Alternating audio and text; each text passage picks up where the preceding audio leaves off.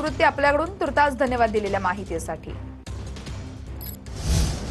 आता पुणेकरांनो, तुमच्यासाठी महत्त्वाची बातमी आहे, कारण पुण्याच्या घाटमाथा परिसरात पावसाचा ऑरेंज अलर्ट आहे। शहरामध्ये रात्रीपासून पावसाची रिमझिम सुरूच आहे आणि पुढील 24 तासात मुसळधार ते अतिमुसळधार पावसाची शक्यता वर्तवण्यात आली आहे। ज्येष्ठ हवामान तज्ज्ञ अनुपम कश्यपी यांचा हा अंदाज आहे।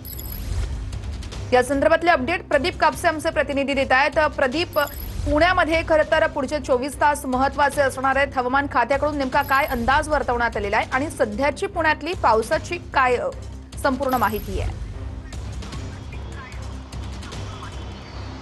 रात्रीपासून खरं तर पुणे शहरामध्ये पावसाची रिमझिम जी आहे ती पुणेकरांना पाहायला मिळते। आपण पाहतोय की सकाळच्या सत्रामध्ये सुद्धा शहरामध्ये पाऊस जो आहे तो पडताना आपल्याला पाहायला मिळतोय। मात्र पुणे जिल्ह्याच्या घाटमाथ्यावरती ऑरेंज अलर्ट जो आहे तो पुढील 24 तासासाठी देण्यात आलेला आहे।